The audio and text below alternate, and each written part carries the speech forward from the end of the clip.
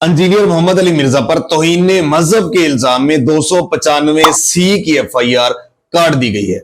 नाज़रीन इकराम, आपको पता है कि ये 1-1.5 दिन में जिस तरह की एक हिजानी कैफियत थी, तमाम मेन स्ट्रीम मीडिया में भी, डिजिटल मीडिया के ऊपर भी इंजीनियर मोहम्मद अली मिर्जा की अरेस्ट के हवाले से जो क्या सराहियां थी, ये सारी जो है ना, ये सामने आ गई हैं। 295C तौहीन मजहब के इल्जाम में आज मुकम्मल डिटेल से मैं आपको यह बताऊंगा कि इस मुकदमा के मुद्दई कौन है, उनका किस मसलक से ताल्लुक है और उसके साथ साथ उस मसलक के सरबराह कौन है और पाकिस्तान के उलमाए किराम ने इसमें क्या किरदार अदा किया। ये सारी डिटेल मेरे पास आ चुकी है और उसके साथ साथ मैं आपको यह भी बताना चाहूंगा कि इनको 3 MPO के तहत अरेस्ट जब किया था, अब कुछ लोगों को 3 MPO का नहीं पता कि क्यों इनको अरेस्ट किया और इसका मकसद क्या है। नाज़रीन इकराम, इसका मकसद यह है कि अगर कोई बंदा मुल्क के अमनो अमान में खलल डालने की कोशिश करता है, नक्शे आमा को यानी नुकसान पहुंचाता है, लोगों को नक्शे आमा का बायस बनता है, तो ऐसे बंदे को हुकूमत कस्टडी में ले लेती है खुद 3 MPO के तहत।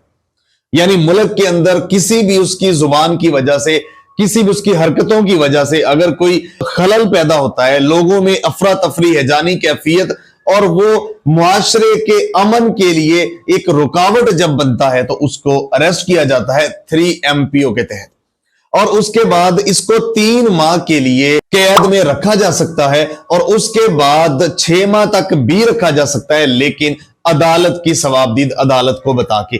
तो ये एक 3 MPO का प्रोसीजर था। इसको अरेस्ट किया डिप्टी कमिश्नर झेलम ने, उन्होंने इसको अरेस्ट करने के बाद उसके बाद फिर 1 दिन बाद अब इसके ऊपर 295C की FIR जो है ना, ये काट दी गई है। 295C की जो FIR कटी, उसके मुकदमे के मुद्दई हैं उमैर अली कादरी।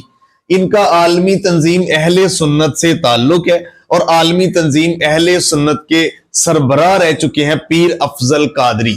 आप मारूफ शख्सियत है, आपको पता है साहब का वो उनका TLP से ताल्लुक था, वो बानियों में जाने जाते थे। तो ये उमैर अली कादरी इस मुकदमे के मुद्दई हैं और इसकी मुद्दईयत में ये मुकदमा दर्ज हुआ है और इसमें अब प्रोसीडिंग आगे चलेगी। तो जो जो चीजें सामने आएंगी वो अनफोल्ड आपके सामने करने की कोशिश करेंगे।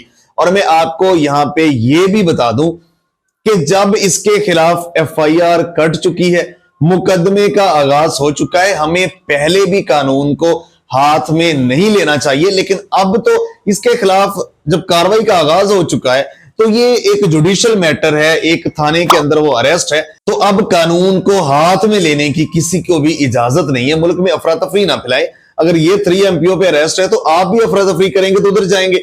अफरा तफरी, कानून को हाथ में नहीं लेना। तो जो इसने किया है वो ये भुगतेगा। अब इसके बयानात, इसके लेक्चर्स में क्या कुछ था मुझे कहने की जरूरत नहीं है, लोग बेहतर जानते हैं। अच्छी बातें भी होंगी और इसकी इस तरह की हरकतें भी थी, इस तरह के जुमले थे जो कि डायरेक्ट लोगों के दिलों को ठेस पहुंचाते थे और ये सारा कुछ जब इसने किया।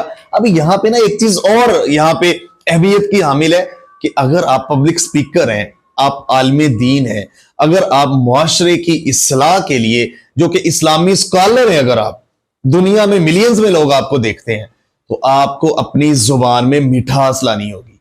जो मिठास से काम होता है ना, वो वैसे नहीं हो सकता। अगर आप दूसरों की पगड़ियां उछालेंगे, इस मिठास की बजाय आप इसमें से नफरत अंगेज बातें करेंगे, किसी के भी खिलाफ डायरेक्ट आप पर्सनल हो जाएंगे किसी भी लेवल पे, तो फिर यह मुनासिब नहीं है।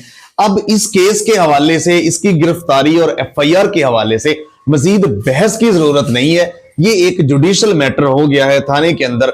अब कानून अपना रास्ता खुद बनाएगा, किसी को भी इसके ऊपर अफरा तफरी या कुछ और करने और कहने की जरूरत नहीं है। इस केस के हवाले से आपकी क्या राय है? इसकी गिरफ्तारी, FIR का इंदराज, इस बारे में आपकी क्या राय है? कमेंट बॉक्स में अपनी राय का इजहार लाजमी कीजिएगा। जो भी इसमें नई डेवलपमेंट आएगी आपके साथ जरूर शेयर करेंगे। अल्लाह निगहबान।